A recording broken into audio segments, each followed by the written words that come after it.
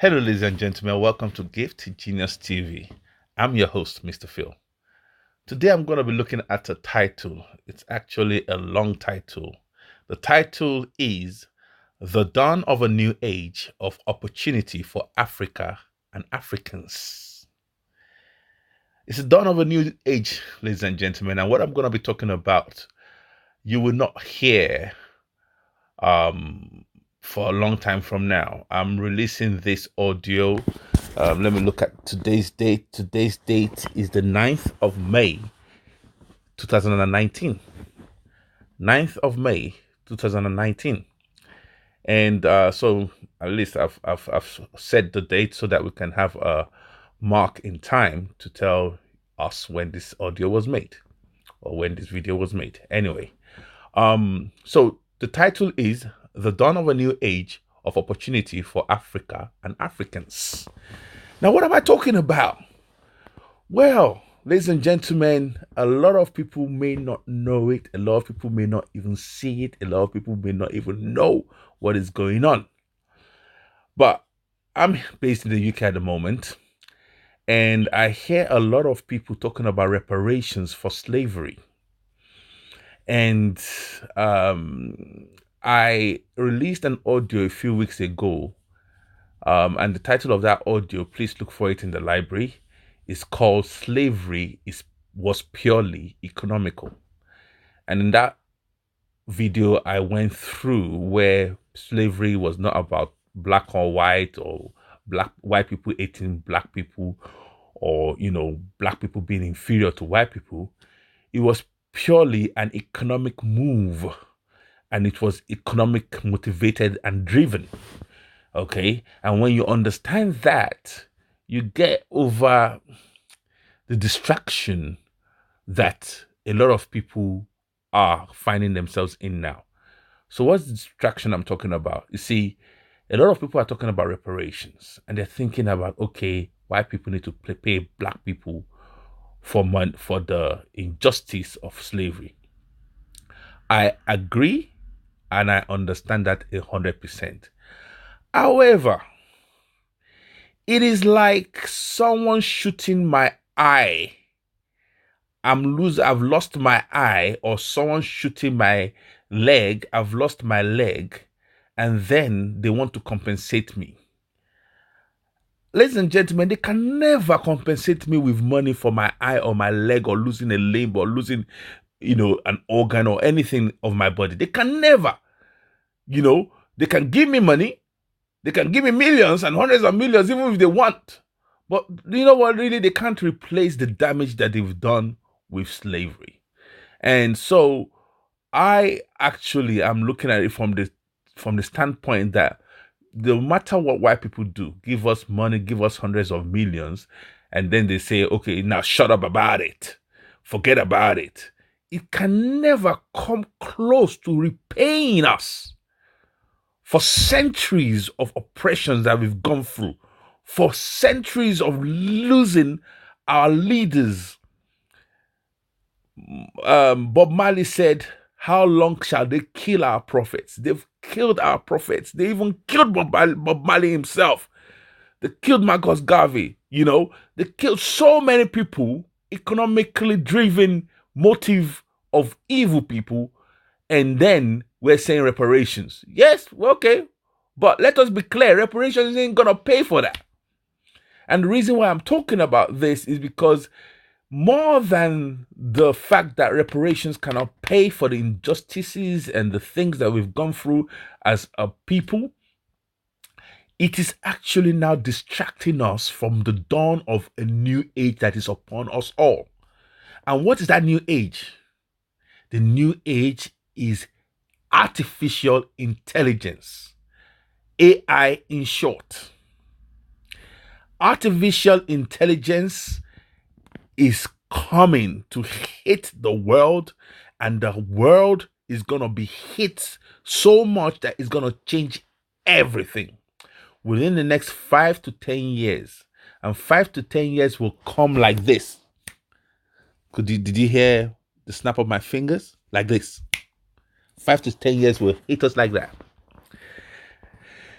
And within 5 to 10 years, we're going to be having driverless cars. A lot of jobs are going to be replaced by automation and artificial intelligence. Um, a few years ago, when you call maybe your telephone provider and you hear an automated voice reply to you and say, press one if you want this, press two if you want that, we used to get annoyed. I used to get, oh, here we go again. But nowadays, we are all used to it now.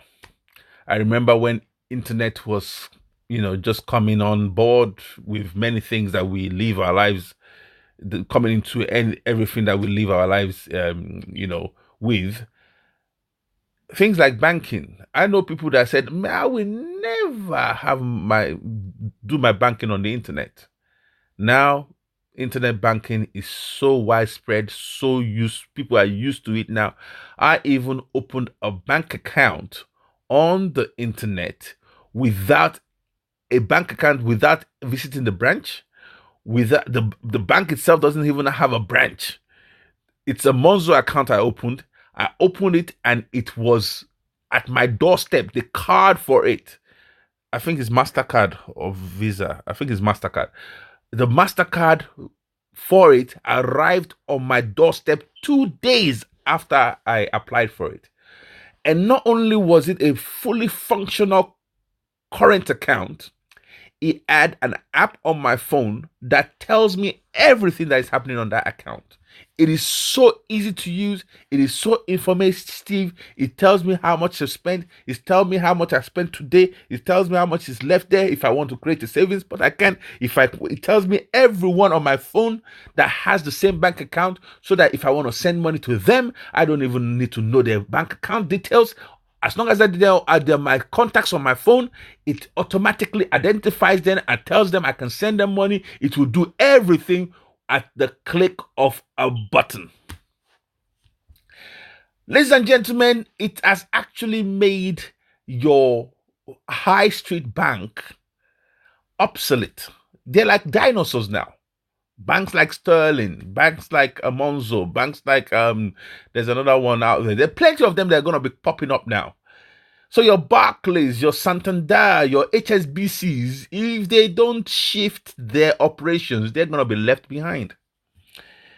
Just shows you the kind of world where we're living in, that things that used to be the foundation of everything we do are now becoming obsolete because of technology. And I'm telling you again, going back to the topic of this audio, which is the dawn of a new age of opportunity for Africa and Africans, is this new shift that is coming to hit the world. We have a window of opportunity coming, ladies and gentlemen, for Africans. It is an opportunity for the whole world, but there's a window for Africans to actually jump in and do some catching up. Because in everything in the world right now, we're behind. We're behind in construction, in the knowledge of building, in the knowledge of creating, in the knowledge of manufacturing. We're behind. As a matter of fact, as Africans now, we're just consumer as a continent. The rest of the world has made sure that we are devoid of the information and the infrastructure and the capability to produce for ourselves and to serve our own needs. So what do? They make sure that they send us to universities, give us all the degrees, but when we come out, we can't do anything with it. And what do? We have to go to them and buy our clothes, buy our shoes, buy our cars, buy the raw materials for our house, buy the technology to do everything in our house, buy the know-how of how to build our house. When we want to build bridges in Africa, what do we do now? We get someone from China, from Korea, from anywhere but from Africa. And we forget that they actually got this information from us Africans. You know why I would say that? Isn't it interesting that the biggest structure on earth, man-made structure, the pyramid, is situated in Africa? It's not in Europe. It's not in Antarctica. It's in Africa. So that means that there was one time that we had such a skill to create with rudimentary materials, but we had enough know-how to build the pyramids that are still standing to tomorrow. And even modern technology cannot recreate building the pyramid. And no matter what white people want to say, oh, white people built it, white people did this, white people did that, white people did that, they got all that knowledge from Africa. The evidence is plain for everybody to see. So am I saying this because I'm saying down with white people, up with black people? No, I'm not saying that. No.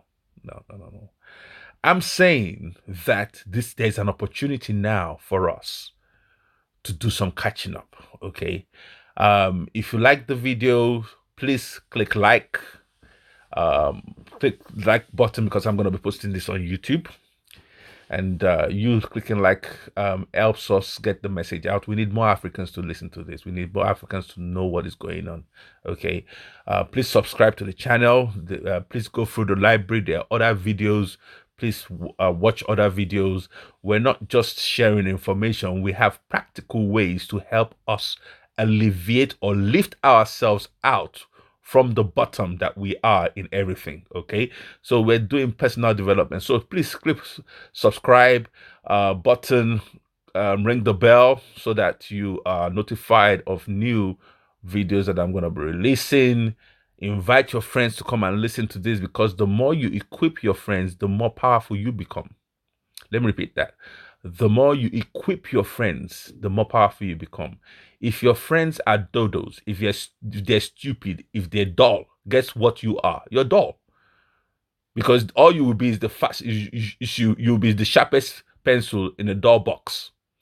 But if you equip your friends, then iron will sharpen iron. That means that you will now become sharpened and you will be stronger than you are.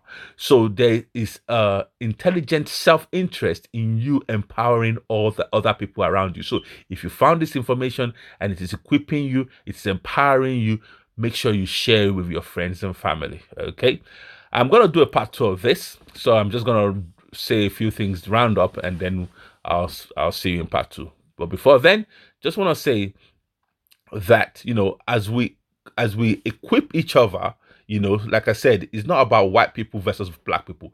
Those days are gone.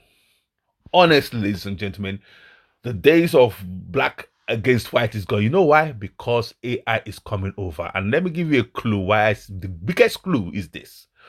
You see, when white people came to Africa, all they came for was capital, and the biggest capital they got was human capital, so that they could have someone come to work on their lands for years, for a lifetime, even have slave give birth to slave on their land without paying them a penny. Now imagine what you will be able to achieve if you have 50 people or 100 people that you can command to do anything, and whatever they achieve with their labor, with their energy, is yours, and you don't have to pay them anything. Okay, that was what slavery was all about. And like I said in my previous audio, our leaders back in Africa then did not understand, they couldn't fathom what chattel slavery was. It was not in their reality, because we've had slaves in Africa, and we'd never used slaves the evil way capitalists driven human beings did. So even when our leaders heard that white men were coming for black people for slaves, they thought it was the same kind of slavery that was in Africa. Anyway, I've got to round up now. I will speak to you in part 2. Okay, if you're enjoying this, like I said, click like, invite other people, subscribe to this channel, and I'll see you in part 2. God bless.